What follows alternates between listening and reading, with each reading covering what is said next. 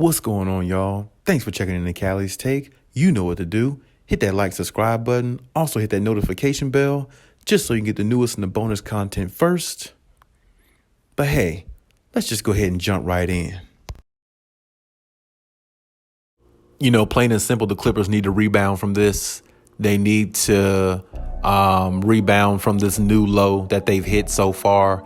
And, it's not that bad, but losing 3 out of your last 4, or should I say, 3 out of the last 4 games. At this point in the season, I think it's bad. Only because you want to be going into the playoffs as confident as possible, and you want to go on the playoffs, winning as much as possible, or should I say the play-in or playoffs, whichever one your team makes it to. You want to go in, on a winning streak as much as you can. Lead the season with positivity because it allows you to build more confidence and have confidence going into a play-in tournament or a playoff, whichever one they land in, more likely the play-in tournament, but it gives you more confidence going in there. And then on top of that, hypothetically, if Kawhi and PG doesn't come back, you want to leave this season on a high note, winning as much as you can, because now you're building your confidence to set it for, a higher stake, which is the play-in tournament. It's do or die. It's win or go home. You see what I'm saying? So now you have to, set your mind to that type of mind state, but you want to do that coming off of, winning. You don't want to do that losing your last, hypothetically, 7 out of your last 10 games at the end of the season and go into the playoffs like, oh, we'll be okay, we'll be fine, everything will just work out the way it's supposed to. No, a lot of times it doesn't work out because you left the season on a low note, not winning and not, putting your foot on the gas, sort of say, to, keep your confidence up, while the season is waning, so you can take it into the playoffs and play with that same confidence and know that you're going to win. It's just a difference. It's just like when you're losing, things are not going well. When you're winning, things just feel better. And that's the whole notion when it comes to sports. Winning makes everything feel better. Winning cures everything. So if they go into the play-in tournament losing 7 out of their next 10 games, that can really actually hurt the Clippers a whole lot. And I definitely hope that doesn't happen, because now they will be playing almost like the way the Lakers have been playing throughout the season, which is no good. So, of course, the Clippers have been a better team, and they are the better team amongst the two. But at the same time, you want to enter in the playoffs, as fresh and as good as you can play. And right now, the Clippers, like I said, is just not, it's just not working out for them right now. Reggie Jackson's not playing his best, I think. I don't know. I just feel like that game Reggie Jackson set out that they lost, I think, against Cleveland a few games ago. I feel like that just kind of threw Reggie Jackson's rhythm off a little bit. He was going, from that Lakers game where he scored all them points. He just kind of had something going. He just kind of was in a rhythm to me. And I feel like Ty Lue took him out that rhythm when he set him out that game along Marcus Morris. And really, honestly, that was the start of their losing streak, really, when they actually, let their foot off the gas. And I always say when teams do things like that, they really ruin their chances of building more chemistry. They really ruin their chances of, exceeding their peak even higher, or they really just ruin a rhythm that they have that sometimes might be hard to get back. And, hopefully the Clippers can, win a few games here before the regular season's out to, get everything back on track and things like that. But they lost pretty badly. They lost pretty badly last night to Utah. I think it was 121-92. Very, very bad outing for the Clippers.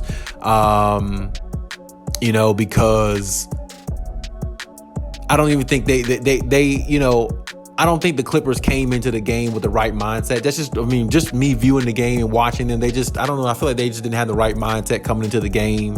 It could have been a little bit different, or something like that. But, for the most part, it doesn't really matter, because a loss is a loss, and, they have to move on to the next game. But, in all essence, the fact that they didn't have Donovan Mitchell on their side of the floor, their best player, and that's an opportunity for Clippers to steal one of those type games to me. You're going to get a good effort out of all the other players. I get all that. But at the same time, to me, those are games the Clippers should win because you have an opportunity to put your foot on a team's neck if their best player isn't there. Not many teams can do that to the Clippers because the Clippers are so used to playing without one of or both of their best players because every year since Kawhi Leonard has been there, one of them has been hurt or both of them has been hurt. Because the first year, I think Paul George was hurt with the shoulder injuries, and then he came back in the mid-season sometime when Kawhi was dominating pretty much the league at that time before they went into the bubble.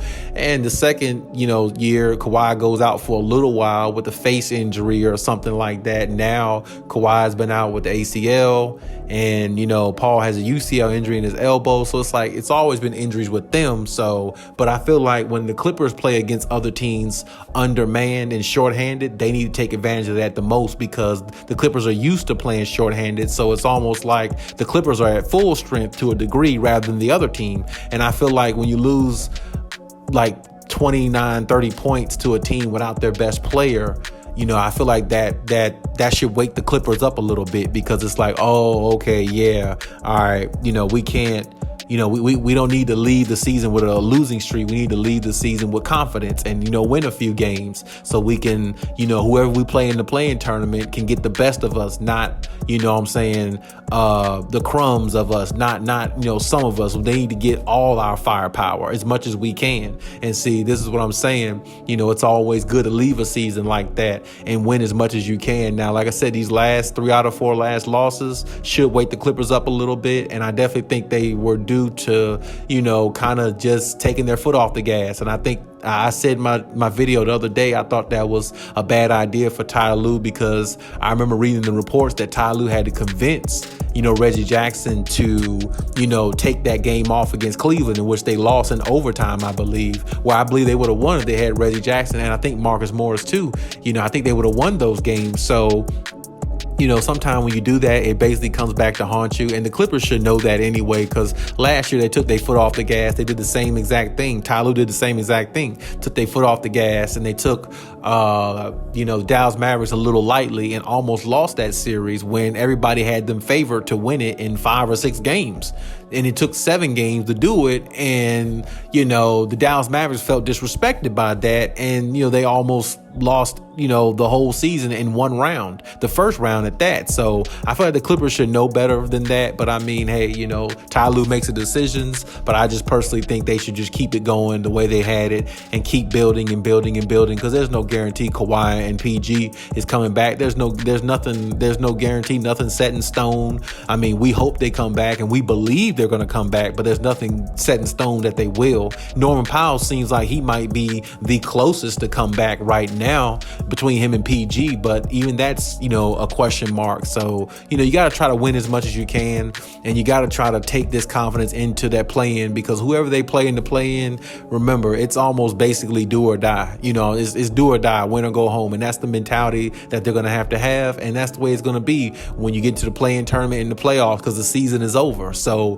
when you're leaving the season, it needs to be on a high note as much as you can. And, them last few games, sometime they've built confidence in teams where teams went on to make a Cinderella run in the playoffs. I mean, we've seen things like that. Matter of fact, years ago with the Memphis Grizzlies, when they had Zach Randolph and, Mark Gasol and Tony Allen, those guys, they went on a winning streak at the end of the season. And I believe they knocked off the Spurs in the first round. I believe one of those seasons, I believe. So, like I said, leaving a season sometime, on a winning streak carries over into the playoffs, and it makes you feel a lot more like we not only have a chance to beat this team, but we will beat this team because we're just riding off our high right now, and our high is good, and we're going to stick to what we do best because it's been working for us, and we finished the season strong, so now we want to enter the playoffs strong. And that's the only thing I'm saying, and I think that's how the Clippers should approach it, and I believe they will going forward. Hopefully they can shake off this rust or shake off this losing streak that they have and, get some wins going and possibly get, their star players back as well, and then we'll see what happens in the play-in. But hey, that's my take on everything. Leave any comments in the comment section as always. And hey, Khaliis out.